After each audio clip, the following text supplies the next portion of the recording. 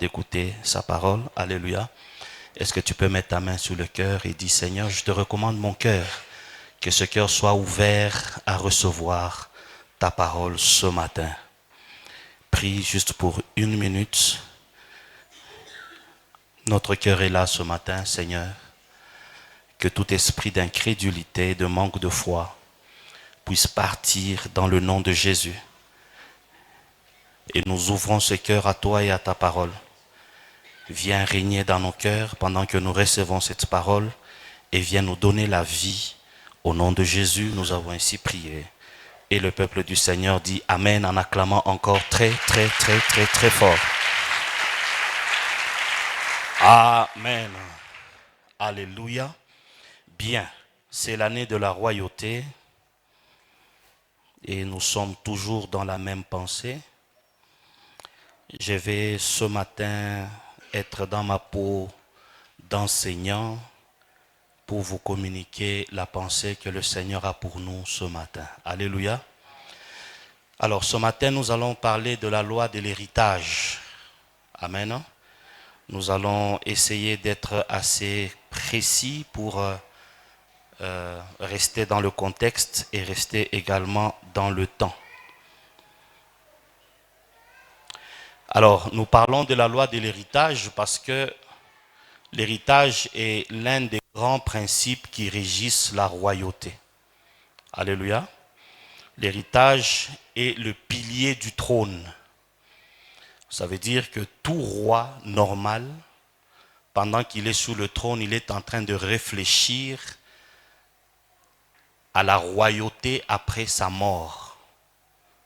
Tout roi normal est en train de préparer le prochain roi après lui. Alléluia. De la même façon, tel que tu es là en tant que parent, tout ce que tu fais, tu le fais en fonction de ta progéniture. Tu vas au travail quand il pleut, tu vas chercher l'argent quand tu es fatigué. Même quand il y a l'insécurité, tu es obligé de sortir parce que la première chose qu'il y a dans ta tête, ce sont tes enfants. N'est-ce pas? Et je crois que tous les parents comprennent ce que je suis en train de dire. Je me rappelle de mon oncle qui me disait, quand tu grandiras, tu comprendras pourquoi ton père prenait une chaise et s'asseyait en dessous de l'arbre et regardait dans le ciel alors qu'il n'y a rien. Pourquoi? Parce que le poids de la responsabilité par rapport à la progéniture doit normalement peser sur les épaules d'un roi et d'un père responsable. Continue à m'encourager avec un bon amen. Dieu lui-même est très sérieux quand il s'agit de l'héritage. Quand il s'agit de la succession, Dieu ne prend pas ça à la légère. Alléluia. Au point où Dieu s'est adressé à David en disant que je vais me rassurer qu'après toi, ton trône ne puisse rester vide. Nous allons le découvrir dans 2 Samuel à partir, disons, le 7e chapitre à partir du 12e verset. 2 Samuel 7, à partir de 12, la Bible dit, quand tes jours seront accomplis et que tu seras couché avec tes pères, j'élèverai ta postérité après toi, et celui qui sera sorti de tes entrailles, j'affermirai son règne. Alléluia. Voilà pourquoi une fois j'avais dit ici que notre royauté ne trouve pas son origine en nous-mêmes. Notre royauté trouve sa source et son origine en Dieu.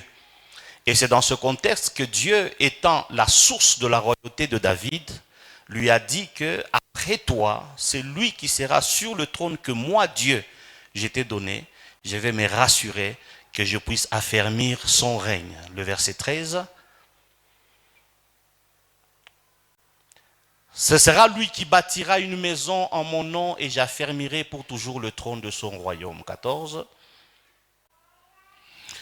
Je serai pour lui un père et il sera pour moi un fils.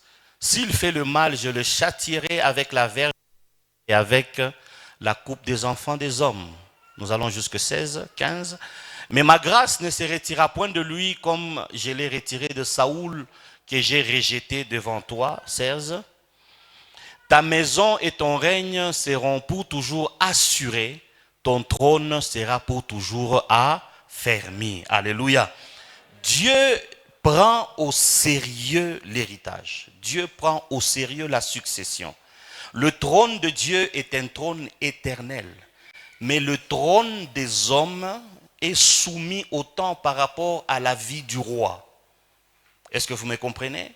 Maintenant, pour échapper à ce principe, Dieu se rassure que le trône reste le trône même si le roi n'est plus là.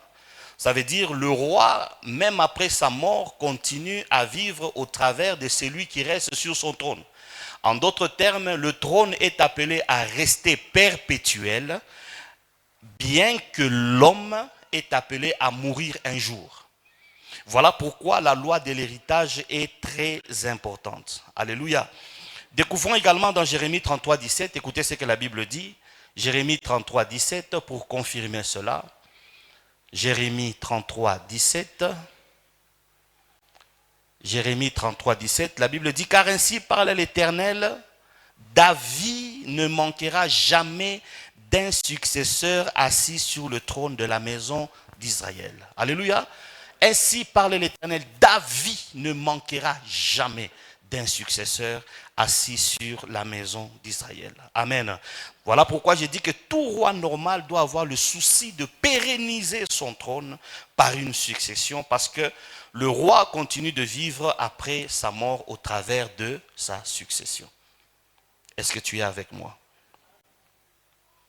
Est-ce que tu es avec moi?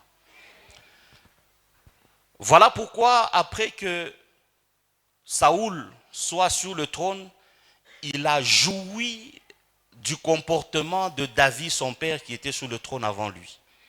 La Bible dit que Saoul a joui d'un règne de paix.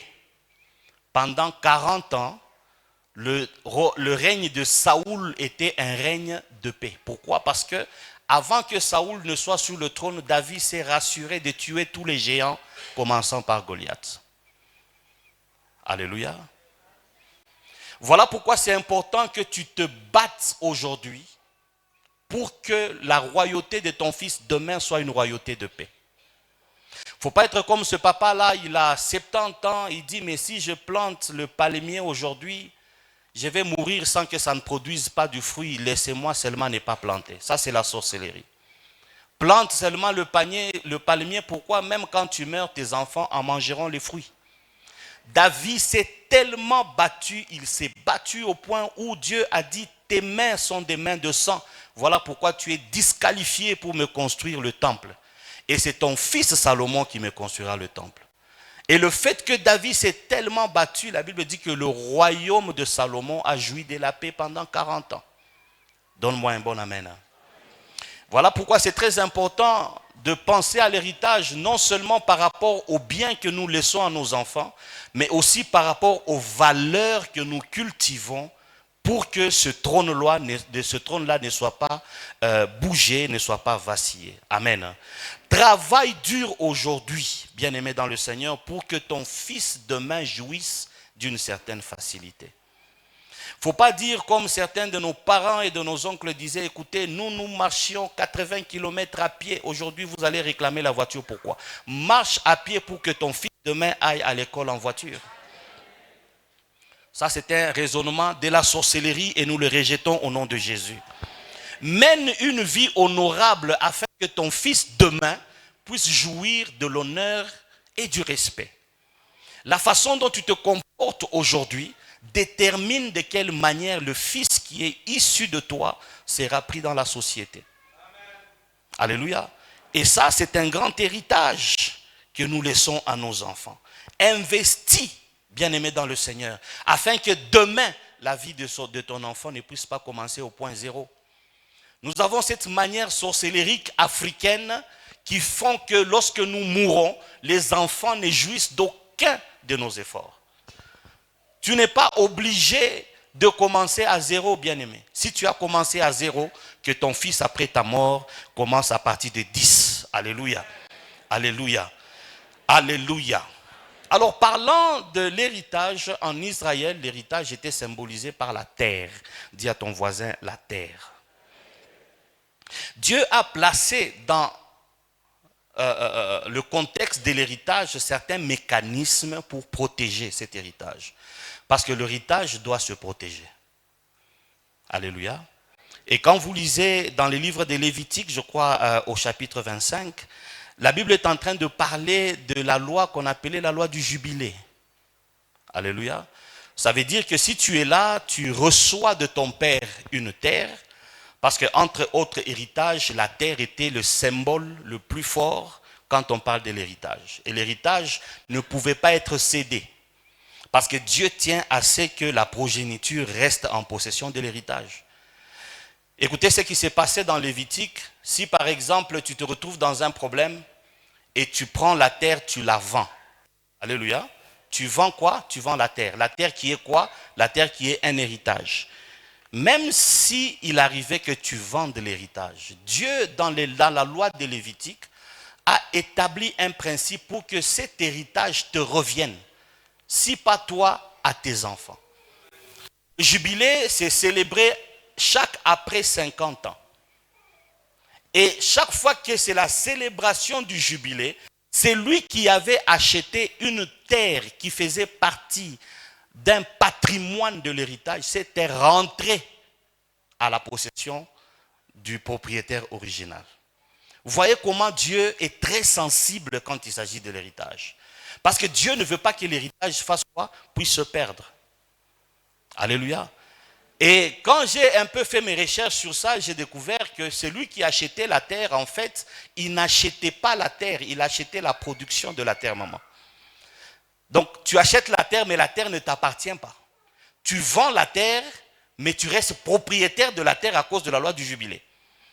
Et le prix de la terre était fonction, n'est-ce pas, des années par rapport à l'approche de la date du jubilé. Si par exemple le jubilé doit se fêter dans 50 ans et nous sommes dans la 49e année, ça veut dire reste une année, le prix sera réduit. Pourquoi? Parce que le travail que tu vas faire sur la terre, ou bien on compte les récoltes qui seront faites sur cette terre-là seront peu par rapport à celui qui va prendre la terre qui est, n'est-ce pas, éloigné de la date du jubilé. Alléluia. Donc on vendait le nombre de récoltes, mais on ne vendait pas la terre.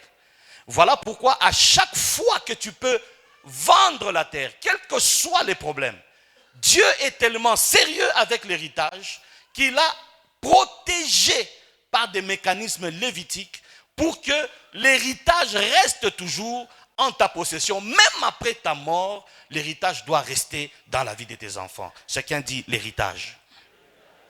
Même par la voie matrimoniale, ça veut dire par le mariage, l'héritage ne pouvait pas partir. Il y a eu une instance où une loi a été revisitée par Moïse qui a consulté le Seigneur parce qu'un homme est mort, il a laissé qu'il y ait des filles. Et elles sont parties réclamer, mais papa est mort, on n'a pas de garçons, nous, ça sera comment? Moïse a dit, oui, c'est vrai, il n'y a pas cette loi-là, je vais un peu consulter le Seigneur. Et le Seigneur a révisité les choses, on a fait des amendements, on a dit, si un homme meurt et qu'il n'a laissé que des filles, l'héritage va aller chez les filles. Mais une fille doit être mariée, n'est-ce pas? Mais quand même elle serait mariée, le mariage ne va pas lui arracher l'héritage.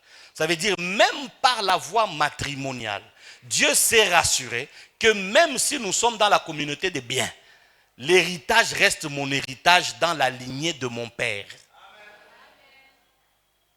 Alléluia. Dieu est très sérieux avec l'héritage, bien-aimé dans le Seigneur. Et quand Dieu a commencé à m'apprendre ces choses, j'étais quand même assez étonné. J'ai dit, Seigneur, c'est quoi l'héritage? Alléluia. Alléluia. Alors, la notion de l'héritage qui n'est pas tellement notre objet d'étude ce matin, nous parlons de la royauté. Nous allons, n'est-ce pas, essayer de le circonscrire dans le contexte de la royauté en parlant seulement de son aspect terre. Amen. Parce que l'héritage, c'est beaucoup de choses, mais l'héritage est symbolisé par la terre et c'est sur l'aspect terre que nous allons essayer de nous focaliser. Alors, en tant que roi, nous sommes établis sur un royaume et le signe le plus visible d'un royaume, c'est la terre. Benjamin, tu ne peux pas être roi sur un trône sans royaume. Ça veut dire que tu dois avoir un territoire sur lequel s'exerce ta volonté et tes décisions. Est-ce que tu es avec moi? Donc on ne peut pas parler, n'est-ce pas, du territoire, du royaume, sans parler de la terre. Alléluia. Alléluia. Je vais vous donner un exemple par rapport à la non-cession de l'héritage. Rappelez-vous de l'histoire du roi Akab. La Bible dit, Akab regarde par sa fenêtre et il voit un champ, il envie ce champ, il voit Naboth qui était le propriétaire du champ. Il dit, mais écoute, Naboth, ce champ-là est près de mon palais, j'ai besoin de le prendre.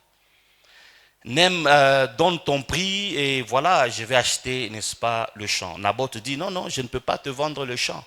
Le problème n'est pas que le roi ne pouvait pas payer, rappelle-toi que le roi est très riche.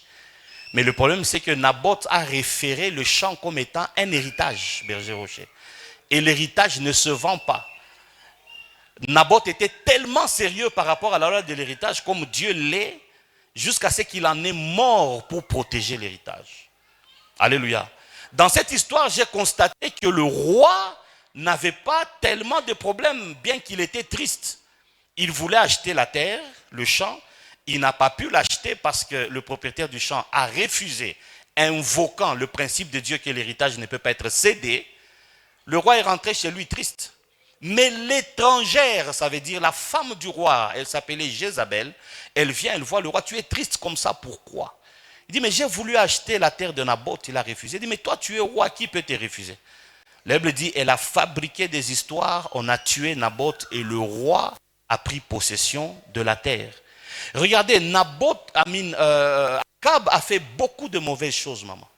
Mais c'est le jour, berger rocher, où Naboth a arraché l'héritage d'autrui, que la Bible dit, le prophète est apparu. Et quand le prophète est apparu, la sentence est tombée. Et c'est ce jour-là que Akab a été rejeté. Bien qu'il a épousé une femme étrangère qui a établi les dieux étrangers sur la terre d'Israël, mais le jour où il a essayé de toucher à l'héritage, le prophète est apparu. Je prophétise sur ta vie dans le nom de Jésus, que tout celui qui viendra jouer avec ton héritage, que le jugement de l'Éternel le localise, dans le nom puissant de Jésus. Alléluia, alléluia, alléluia. Le prophète est apparu, il a dit, c'est toi qui donnes le trouble en Israël, toi et ta maison. Alléluia. Et le roi, ce jour-là, a perdu sa royauté. Qu'il n'y ait personne qui vienne jouer avec ton héritage au nom de Jésus. Alléluia. La terre ne peut pas être cédée. L'héritage, c'est ton héritage pour toi et pour ta famille. Alléluia. Alors, le roi est roi sur une terre sur laquelle il fait quoi? Il exerce ses volontés, sur laquelle il règne. Vous savez, le roi ne peut pas exercer sa royauté sans un territoire. Voilà pourquoi le royaume, n'est-ce pas, rappelez-vous de vos cours d'histoire, les royaumes s'étendaient par les moyens des guerres. Et les guerres avaient pour objectif d'arracher les territoires. N'est-ce pas? Plus le royaume a des territoires, plus il est grand, plus il est fort. Alléluia. Voilà pourquoi nous nous sommes retrouvés au Congo avec un certain Léopold II qui a acheté le Congo que vous connaissez aujourd'hui comme sa propre parcelle. Il n'a jamais mis les pieds au Congo, mais il décidait du Congo à partir de son trône en Belgique. Pourquoi? Même si le roi n'est pas là, le fait qu'il a la terre, il peut exercer sa volonté sur la terre. Alléluia. À un moment donné, il y a eu des problèmes au Zimbabwe où le feu Robert Mugabe a commencé à réclamer ses terres. Nous devons récupérer nos terres. Alléluia. Mais sur cette terre-là, il y avait la volonté de quelqu'un qui n'habitait pas sur la terre. Et vous savez comment Mugabe est mort. En Afrique du Sud, n'est-ce pas, il y a un grand politicien dans l'opposition dont j'étais le nom, qui s'est aussi levé pour dire, ce sont nos terres, nous devons récupérer nos terres.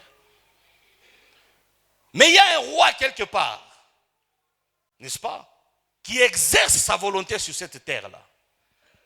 il suffisait d'un peu de pression, cette narrative s'est éteinte. Alléluia. Voilà pourquoi je te dis, sois roi sur ta terre. Impose ta volonté sur ta terre. Alléluia. Ton mariage, c'est ton héritage. Tes enfants sont ton héritage. Ton ministère, c'est ton héritage. Que rien ne t'échappe sur ton héritage au nom de Jésus. Alléluia. J'aime toujours le répéter, n'est-ce pas? À l'école, nous avons appris le laboureur et ses enfants qui se rappellent. Le père est en train de mourir, il dit, gardez-vous, berger rocher, de vendre l'héritage que nous avons reçu de nos parents. Alléluia. Quelqu'un est en train de chercher ton héritage. Ne cède pas ton héritage.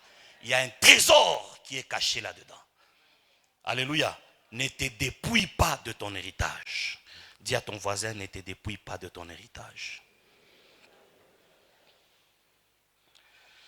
Alors, comme nous sommes en train de parler de la terre, la Bible dit au commencement, Dieu créa les cieux et la terre. On a parlé des cieux et on a parlé d'une seule terre. Et bizarrement, la Bible dit que la terre était informe et vide. Maintenant, on se pose la question, d'où venait cet état de choses? Parce que comment est-ce qu'un Dieu bon, un Dieu parfait, peut créer un chaos, n'est-ce pas? Parce que cet état d'informité et de vide vient du grec qu'on appelle tohu bohu, ça signifie un chaos. Dieu créa les cieux et la terre. La terre était informe et vide. Une description assez compliquée pour un commencement. Ça veut dire que quelque chose s'est passé. Parce que moi, je ne crois pas qu'un Dieu bon, un Dieu parfait, va créer quelque chose qui n'est pas bon. Alléluia. On n'a pas le temps d'entrer dans des complications théologiques, mais nous comprenons qu'au début, quelque chose ne marchait pas. Et ça, c'était déjà avant que l'homme ne soit créé. N'est-ce pas? Dieu a commencé à créer, nous connaissons la narrative de la création. Lorsqu'on arrive à la création de l'homme, la Bible dit, Dieu crée l'homme selon son image et selon sa ressemblance. Ça veut dire que l'homme est esprit venant de Dieu, ça veut dire selon son image et sa ressemblance. Mais il doit vivre sur la terre et Dieu va prendre un élément de la terre pour créer cet homme-là. Voilà pourquoi j'ai toujours dit, lorsque je serai au ciel, j'aurai beaucoup de questions à poser à Dieu. Beaucoup. Heureusement qu'on aura l'éternité. Donc, papa Dieu, réponds-moi un peu. La terre était informe et vide. Mais quand tu veux créer l'homme, tu vas seulement sur cette terre-là. Tu prends cette terre-là et tu fais l'homme. Nous nous retrouvons ici avec l'homme ayant une dimension divine en tant qu'esprit venant de Dieu et une dimension terrestre, entre guillemets, problématique venant d'une terre informe et vide. Est-ce que tu es avec moi? La Bible dit que Dieu prit de la poussière de la terre et il forma l'homme. L'homme était attaché à Dieu, n'est-ce pas, par son esprit, et l'homme tire sa subsistance de la terre venant de la terre. Voilà pourquoi tout ce que tu manges, ce n'est pas spirituel. Tout ce que tu manges, ce sont les produits de la terre. Le médecin va te dire que dans ton corps, il y a tous les éléments qu'on trouve dans la terre. Il y a le fer, il y a le zinc, n'est-ce pas? Dans ton corps là, il y a même le courant. Tu sais que dans ton corps, il y a l'électricité. Il y a beaucoup de choses. Tu vas constater que tous les composantes de la terre sont les composantes de ton corps. Or, cette terre-là a un problème. Maintenant, quand Dieu crée l'homme, il lui donne une mission. Il lui dit, tu vas régner, tu vas te multiplier, tu vas dominer, tu vas assujettir. En d'autres termes, cette terre ici règne sur elle. Amen. Alors, j'aimerais essayer de comprendre quelque chose avec vous. Mon frère, est-ce que vous pouvez venir, vous êtes bien habillé. Venez avec votre chaise. Voilà. Alors, nous avons la chaise et nous avons le bien-aimé. Vous appelez comment? Nathan. Voilà. Nous avons Nathan ici. Regardez-moi, regardez l'assemblée. Voilà. Nous avons Nathan et nous avons la chaise. N'est-ce pas, Berger Maurice, s'il vous plaît? Moi, Dieu, je crée l'homme et je lui dis de régner, n'est-ce pas, sur la terre. Suivez-moi très attentivement. Alors, quand l'homme doit régner, nous avons les deux éléments ici. Nous avons la chaise et nous avons Nathan. N'est-ce pas? L'ordre de régner va s'appliquer sur qui? Sur la chaise ou bien sur Nathan? Vous avez 3 réponses ou 4 réponses. Lui, il doit régner, n'est-ce pas? Mais nous avons 2 éléments. Nous avons Nathan et nous avons la chaise. Il va régner sur qui? Sur la chaise ou bien sur Nathan? Sur Nathan, sur la chaise, je ne comprends pas. Les serviteurs, aidez-moi s'il vous plaît. Il va régner sur qui? Sur la chaise ou bien sur Nathan? Est-ce qu'on peut acclamer pour Papa Doudou s'il vous plaît? Très intelligent. Merci. Que Dieu vous bénisse. Alléluia. Le verbe régner et dominer s'applique quand il s'agit d'un élément qui a en elle une vie. Je ne sais pas si vous comprenez. Tu ne peux pas régner, tu règnes sur une chaise. La chaise, tu la possèdes.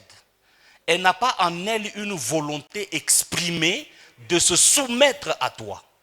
C'est pourquoi je peux montrer sur le baffle ici. Le baffle me fait quoi? Il ne fait rien, il ne sent rien. Mais que j'essaye de monter sur ta tête, tu vas voir comment tu réagiras. Quel est le problème? Dans le baffle, il n'y a aucune expression de vie. Il n'y a aucune expression de volonté. Mais toi, tu as une volonté, tu as une vie. Et si Dieu a demandé à l'homme de régner et de dominer, c'est parce que la terre a en elle-même une vie. Alléluia. Nous n'avons pas le temps de lire. Est-ce que tu peux travailler avec moi, Génovique? Il y a des passages qui parlent de la terre qui s'attriste. La Bible dit la terre est triste parce qu'elle n'a pas produit. Comment un objet peut être triste? La terre a une vie.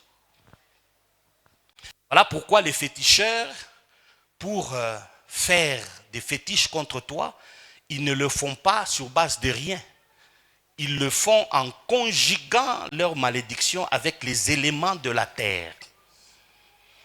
J'étais choqué de voir à Durban tout un marché, maman, un marché de fétiches.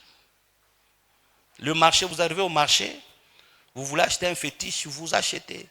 Il y a les ossements, les peaux d'animaux, n'est-ce pas? Tout ce qu'un féticheur normal dans sa carrière peut utiliser.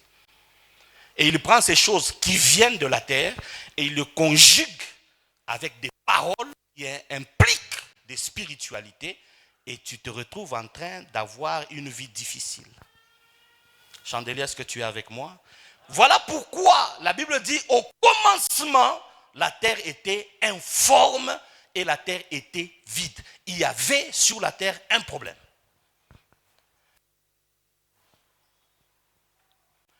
Et l'homme aussi qui vient de la terre, heureusement avait en lui une vie supérieure à la terre.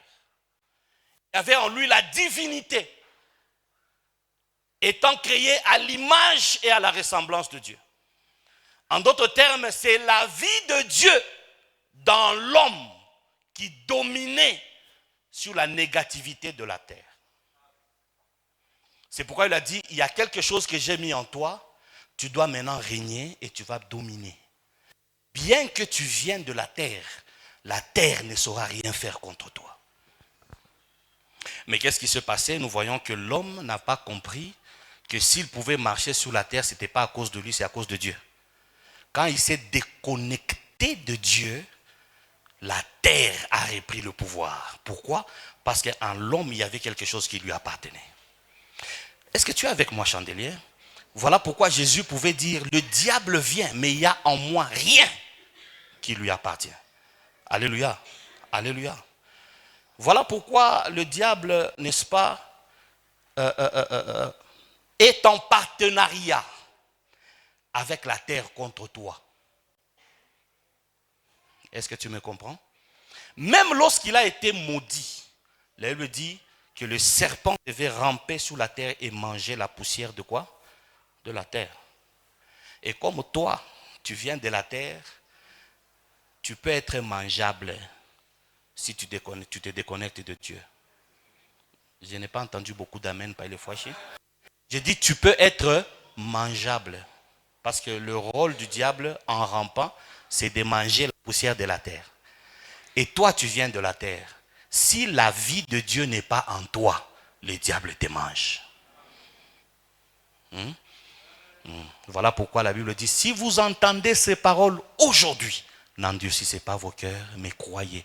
Ouvrez votre cœur à la vie de Dieu.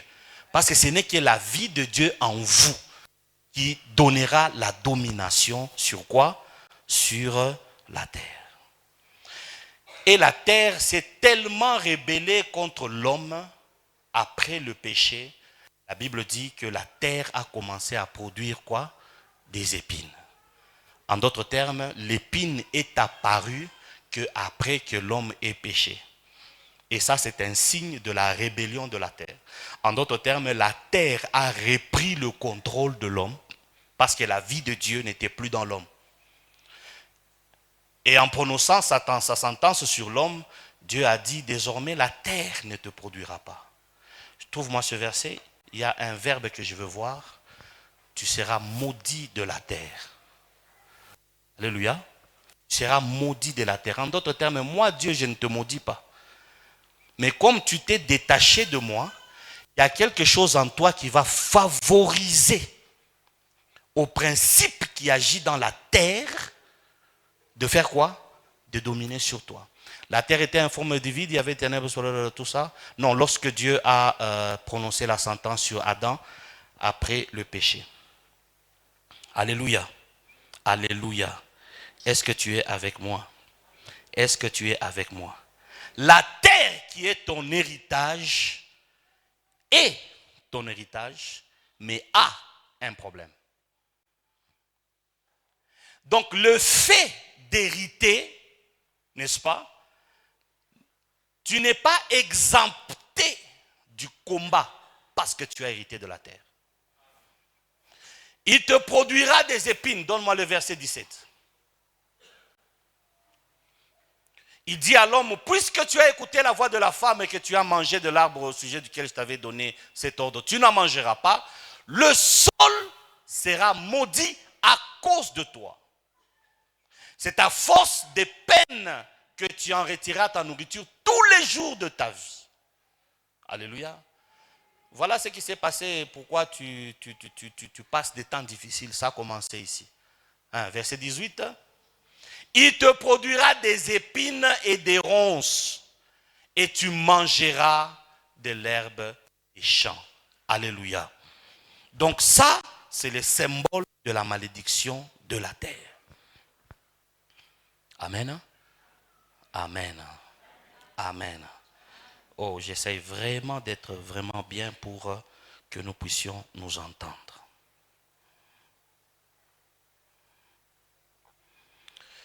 Voilà pourquoi j'ai essayé de comprendre l'apôtre Paul qui a découvert quelque chose en lui-même, bien qu'ayant vu Jésus de ses propres yeux, bien qu'ayant accédé, n'est-ce pas, au plus grand mystère concernant Jésus et le royaume, alors qu'il n'a pas connu Jésus dans la chair. Il a dit, j'ai découvert qu'en moi il y a une loi. Il appelle ça la loi de la mort et du péché, qui est en perpétuel combat, n'est-ce pas, avec la loi de la vie, qui est en lui par son esprit. Et il dit, qui peut me délivrer de ce corps de la mort? Alléluia.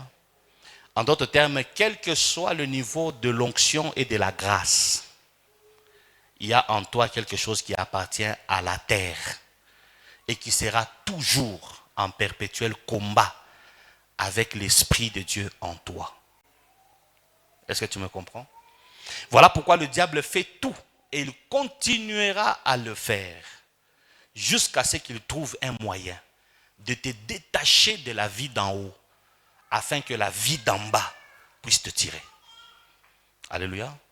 Vous allez constater que quand le diable a commencé à tenter Jésus, la tentation, avant d'arriver dans le domaine spirituel, a d'abord touché le domaine de la chair.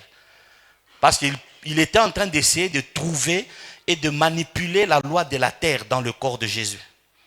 Et Dieu étant tellement sage et intelligent, il s'est rassuré que même si Jésus était dans le corps, il n'était pas dans un corps comme nous, un corps de péché. Voilà pourquoi sa naissance était une naissance miraculeuse. Quand le diable vient, il s'adresse à Jésus, il dit, mais tu as faim, non? N'as-tu pas le pouvoir de changer ces pierres en pain pour que tu manges? Quel était le problème? Il s'adressait à la chair. Alléluia. Alléluia. Voilà pourquoi tout ce que tu as comme tentation s'adresse à ta chair. Et une fois que la chair tombe, tu te déconnectes de l'esprit. Quelqu'un est avec moi ce matin? Et la seule solution que la Bible nous donne, c'est de faire quoi?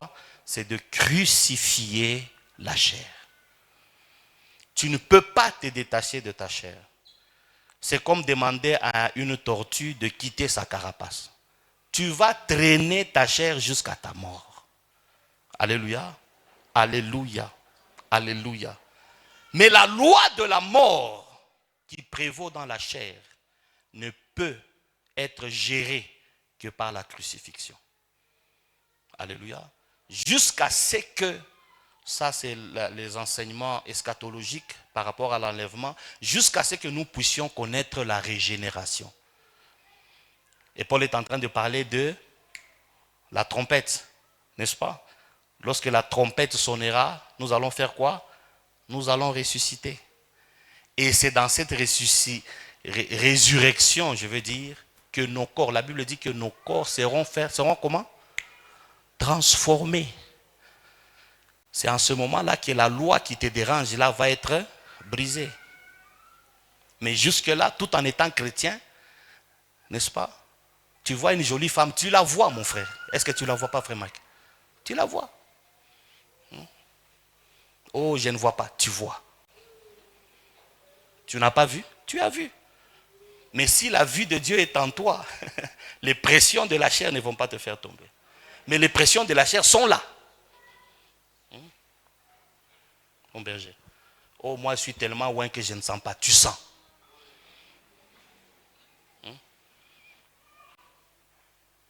Voilà pourquoi la protection de l'onction, berger Rocher, et de la grâce, c'est une décision.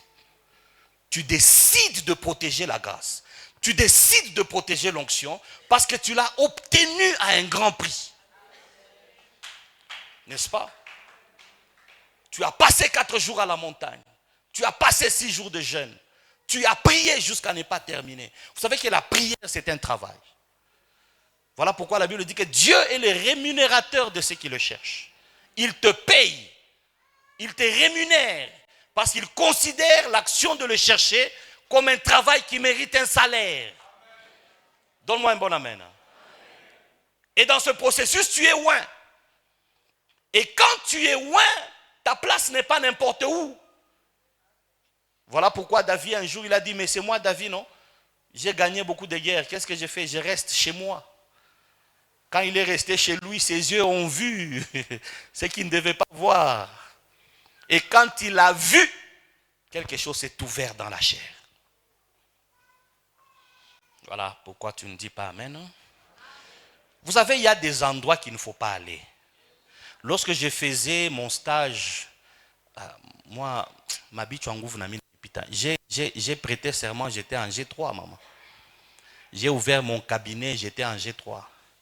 Je me rappelle, c'était un cabinet juste avec un tabouret et une petite table là, il n'y avait rien. Mais Lizzie m'aimait déjà à cette époque-là. Je ne sais même pas ce qu'elle voyait là-bas. Alléluia.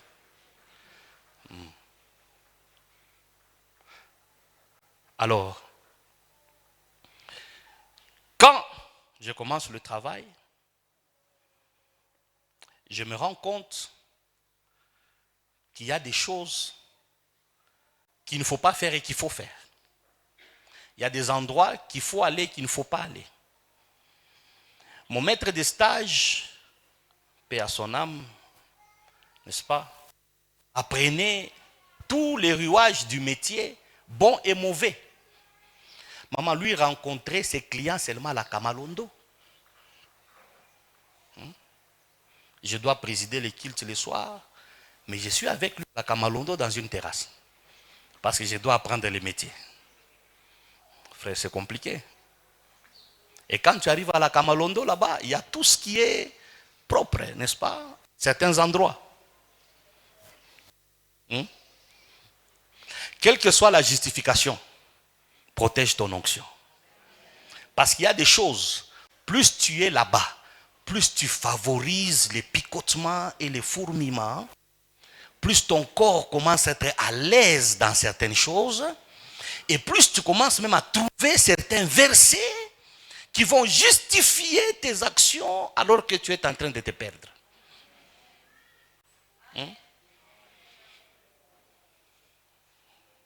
Alors David se retrouve au balcon, il voit la femme d'autrui, il prend. Et les dégâts ont commencé à partir de là. Est-ce que je parle aux hommes d'onction ce matin? Est-ce que je parle aux hommes d'onction ce matin? La terre est assujettie à un principe qui est très compliqué à comprendre. Je me suis posé la question, bien-aimé dans le Seigneur. Dieu a pris l'homme, il l'a mis dans le jardin d'Éden. Et le jardin d'Éden avait une géolocalisation spécifique. Le jardin d'Éden, Papa Doudou, n'a pas couvert toute la terre. Le jardin d'Éden était à un endroit spécifique et même les limites ont été déterminées dans la Bible. Aujourd'hui, on est en train de dire que ça pouvait être quelque part là au Moyen-Orient, Irak ou quelque chose comme ça. On a déterminé même les fleuves qui contournaient. Et Dieu a créé ce jardin-là, il a pris l'homme, il l'a mis là-dedans. Et moi, je me dis, Dieu avait donné, je ne sais pas ce qu'il y avait en dehors du jardin. La Bible n'a rien dit, n'est-ce pas? Mais il a mis l'homme dans le jardin pour le cultiver et pour dominer. Et moi, je me dis, c'est avec pour objectif que plus l'homme cultive la présence de Dieu, plus le jardin est en train de remplir toute la terre. L'objectif de Dieu avec l'homme, c'était que plus la vie de Dieu grandit dans l'homme, plus le jardin aussi remplit la terre. Mais comme l'homme a péché et que tout s'est interrompu, ce projet s'est arrêté. La Bible n'a pas dit où est parti le jardin. La Bible dit seulement que Dieu a envoyé un ange avec une épée de feu. Il a chassé l'homme pour que l'homme ne puisse pas revenir. Et là où l'homme est parti, il a trouvé des réalités qui s'imposent sur la terre. Entre autres, les facilités qu'il avait dans le jardin, il ne pouvait plus les trouver en dehors du jardin. Alléluia. Alléluia. Voilà pourquoi, avant de terminer, nous allons essayer de voir un peu différentes réalités qui gèrent la terre sur laquelle l'homme qui est déconnecté de Dieu est en train de subir. Il y a des terres, bien-aimées dans le Seigneur, où on ne peut pas facilement émerger. Alléluia. Il y a des terres où c'est difficile d'élever la tête. Malgré ton niveau d'études, malgré tes capacités intellectuelles et physiques, n'est-ce pas? Écoutez un peu, regardez un peu sous le Katanga. Pourquoi est-ce que sous l'aspect musical, n'est-ce pas, artistique, les musiciens, que ce soit gospel ou païens, n'émergent pas tellement comme sur Kinshasa? Je ne sais pas si vous vous êtes déjà posé cette question-là. Quand je regarde mon bien-aimé, le pasteur Johnny Aron, on a fait l'université ensemble, son épouse a étudié avec ma femme à Madini, nous avons pratiquement grandi ensemble, on était au campus en train de travailler pour le Seigneur. Il n'a pas commencé les chants aujourd'hui. À un moment donné, il était dans une chorale qu'on appelait Cœur la Colombe, si je ne me trompe pas, n'est-ce pas? Il n'a pas commencé à composer aujourd'hui. Mais c'est plus tard, quand il a commencé un peu à fréquenter le milieu de Kinshasa, à côté de certains hommes de Dieu, qu'on voit que sa carrière ou bien son ministère de la louange a commencé un peu à faire quoi? À se faire entendre. Donc il y a des terres, tu es là, la terre te regarde, la terre refuse que tu émerges. Pourquoi? Parce que la terre là a une vie. Est-ce que je parle à quelqu'un? Ésaïe 53. Donne-moi un peu Ésaïe 53. Je ne sais pas si c'est quel verset. Peut-être à partir du premier verset. Ésaïe 53, premier verset. Rapidement, s'il vous plaît, nous allons finir. Il s'est élevé comme une plante. Voilà. Qui a cru à ce qui nous... Voilà, non, à partir du premier verset. Qui a cru à ce qui nous a été annoncé? Qui a reconnu le bras de l'Éternel? Verset 2. Il s'est levé devant lui comme une faible plante, comme un rejeton qui sort d'une terre comment? Une terre qui est comment? Sois avec moi, une terre qui est comment? Qui sort d'une terre desséchée. Il n'avait ni beauté ni éclat pour attirer nos regards et son aspect n'avait rien pour nous plaire. Alléluia. Maintenant, regardez, une faible plante, mais qui sort d'une terre desséchée. C'est pourquoi j'insiste sur la vie de Dieu en toi.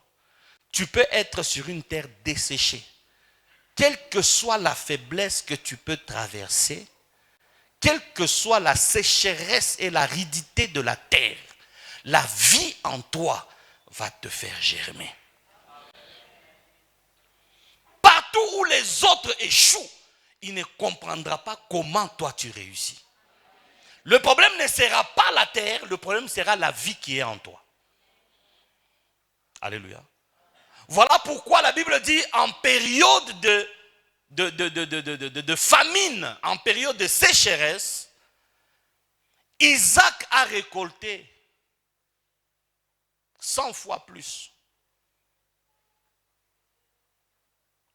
Parce qu'il ne dépendait pas de la sécheresse. Alléluia. Il ne dépendait pas de la terre. À chaque fois que tu laisses ta vie dépendre de la terre, le principe de cette terre va s'appliquer sur toi. Or, la terre, c'est ton héritage. La terre, c'est ta possession. Cette terre-là, c'est l'héritage de tes enfants après toi. Bats-toi pour que cette terre-là puisse être soumise à toi. Voilà pourquoi il est écrit, partout où foulera la plante de ton pied, je te le donne en héritage. Je te le donne en possession. Quelle que soit la terre où tu te trouves, tu germeras au nom de Jésus. Alléluia. Alléluia. Même si le diable veut collaborer avec cette terre-là, il ne saura rien faire. Pourquoi? Parce qu'en toi, il y a une vie qui est supérieure à la vie qui agit dans la terre. Alléluia. Il y a quelqu'un qui a décidé d'aller reconstruire Jéricho. Lorsque Josué a remporté la guerre sur Jéricho, Jéricho a été détruit, Josué a prononcé des paroles, n'est-ce pas? Et des années après, quelqu'un qui vient, je ne sais pas s'il connaissait la réalité de cette terre-là, la Bible dit, il a décidé de reconstruire la ville. Et en reconstruisant la ville, en posant les fondements de la ville, son fils aîné est mort. Amen. Il a continué. En voulant mettre les barrières de la ville, son fils cadet est mort. Pourquoi? Parce qu'il y avait une malédiction qui avait été déposée sur cette terre. Quand Josué a passé la ville par interdit, il a dit, tout celui qui viendra pour rebâtir cette ville, ce sera au prix de la vie de ses enfants. Alléluia. Tu peux être partout où tu te retrouves. Dans cette ville de Lubumbashi. Quelles sont les lois qui ont été imposées sur la terre où tu te retrouves? Quelles sont les malédictions qui ont été déposées sur cette terre-là? Tu peux ne pas les connaître, mais cela ne va pas changer le fait que ta vie va connaître un problème. Alléluia. Pourquoi est-ce que Dieu ne pouvait pas faire sa volonté avec Abraham là où il était en Ur, en Chaldée? Alléluia. Il y a des déplacements qui sont nécessaires et impératifs. Il y a des quartiers qu'il faut quitter. Bon. Alléluia. J'ai dit, il y a des quartiers qu'il faut quitter. Je ne mentionne pas le quartier, mais il faut partir. Utatoka shuka, dis à ton voisin, utatoka shuka, dis pas le fâche.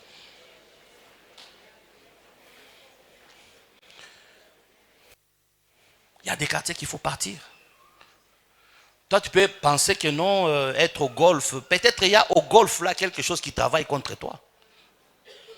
Tu peux être pauvre au golf, pendant qu'au coin de Kalebouka là-bas, il y a quelqu'un qui s'en sort. Alléluia. Alléluia. Donc il y a des terres qui te résistent. Et toute terre qui te résiste ce matin, que Dieu te donne un esprit de révélation au nom de Jésus. Alléluia. Rapidement, Lévitique 18. Lévitique chapitre 18, à partir du verset 21. Rapidement. Lévitique 18. À partir de 21, donne-moi un peu le verset 25 pour aller rapidement.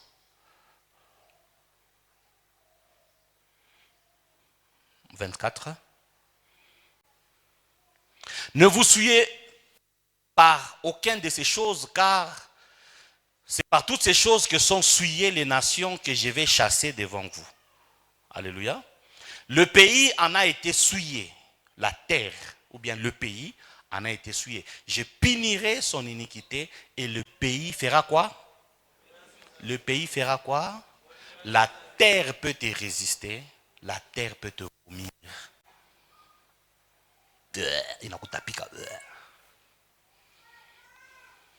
La terre peut faire quoi? Elle peut te vomir.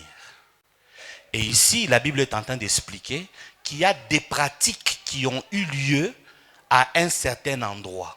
Et c'est à cause de ces pratiques-là que Dieu a délogé ces nations pour mettre Israël. N'est-ce pas? Et il met en garde Israël en disant, ne faut pas faire comme eux faisaient. Parce que ce qu'ils faisaient là a conjugué avec les principes de la terre. Et la terre s'en est retrouvée quoi? Souillée.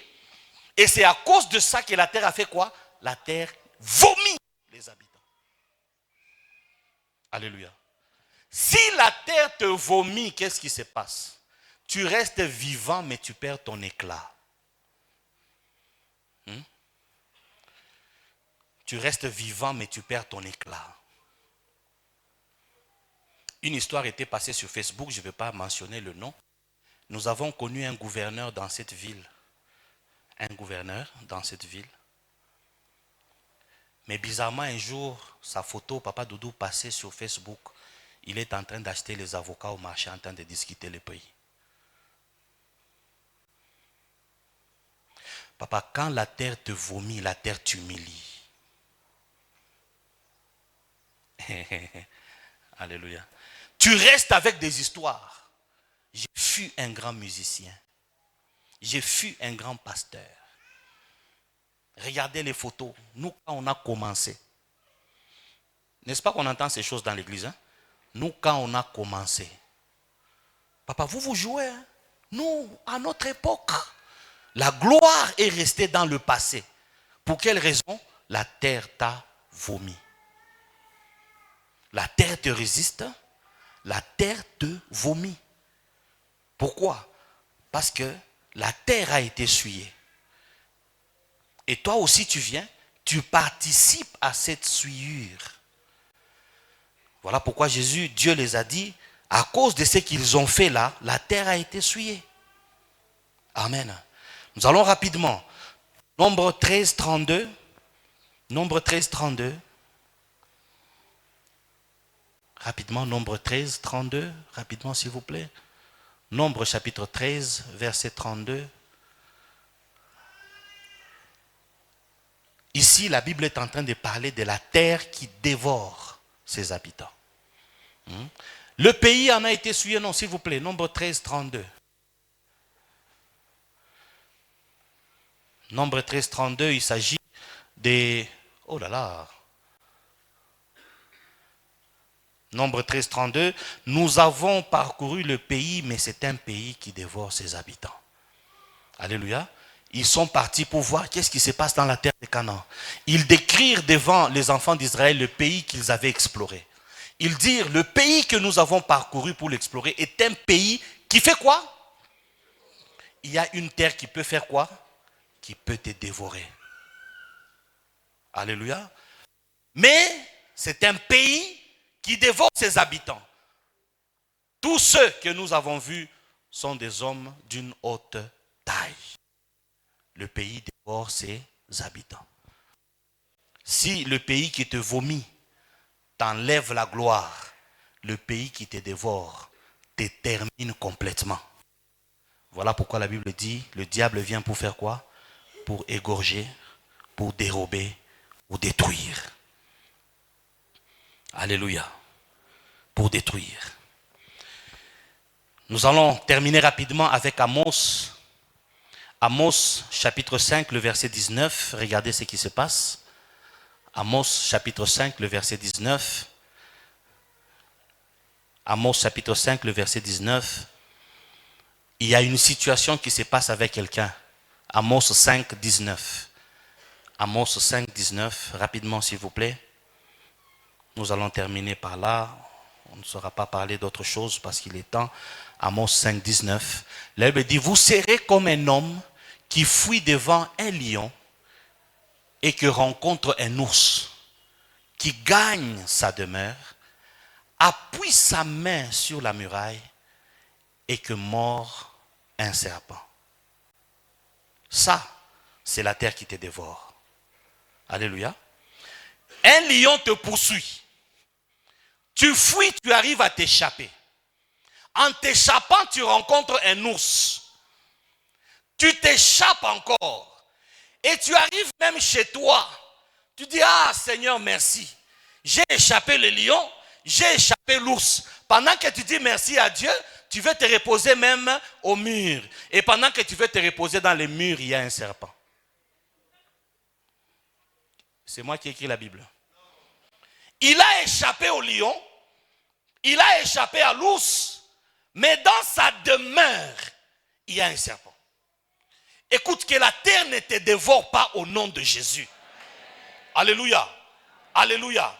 Que la terre ne te dévore pas au nom de Jésus.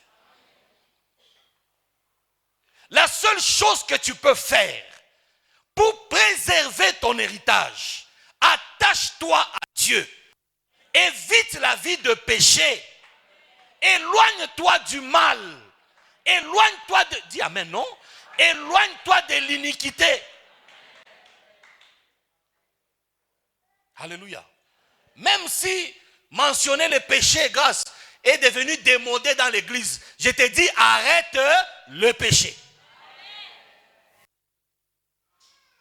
Alléluia.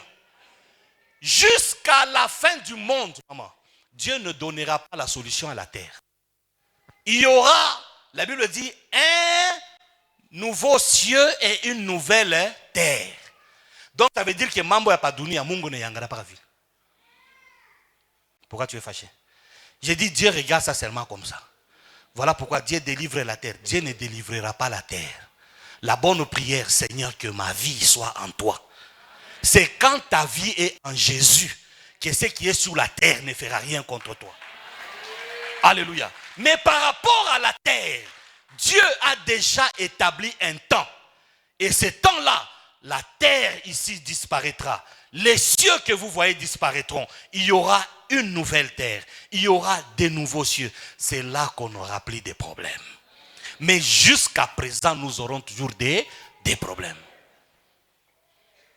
Ne sois pas fâché contre moi. Peut-être l'évangéliste avait dit que non, crois en Jésus, tu n'auras pas de problème.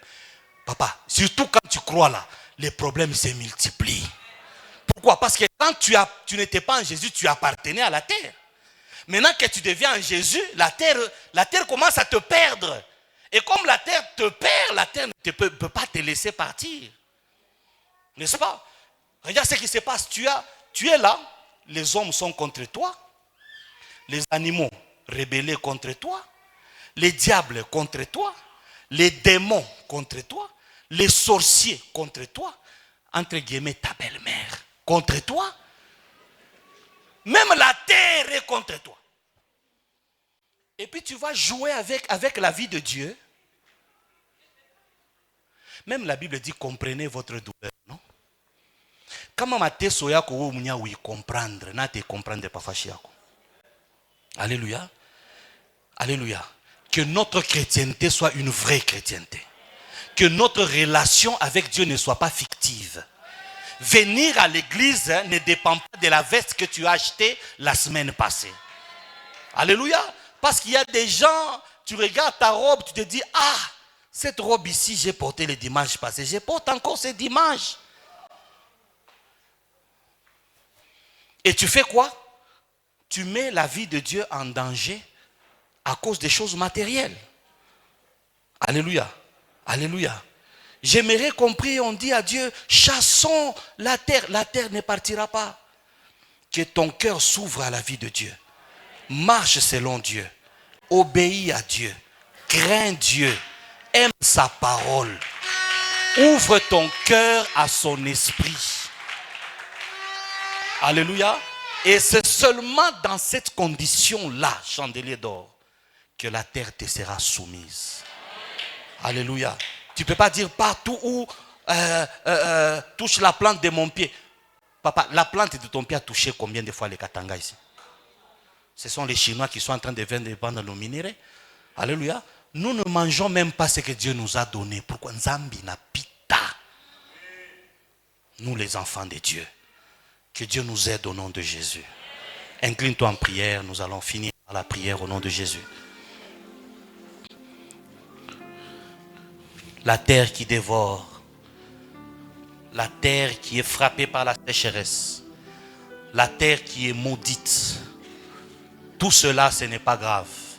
Ce qui est plus important, Dieu nous a donné cette terre. Et nous dominons sur cette terre par la vie de Dieu en nous. Alors j'aimerais que tu te recommandes à Dieu. Si tu es là ce matin, tu ne sais quoi faire avec la vie de péché. Dis à Dieu, je me répands. Dis à Dieu, je me répands. Au nom de Jésus. Au nom de Jésus. Merci Saint-Esprit. Merci Saint-Esprit. Au nom de Jésus. Et nous disons Amen en acclamant très fort. Alléluia. Que cette pensée puisse t'accompagner tout le long de la semaine au nom de Jésus.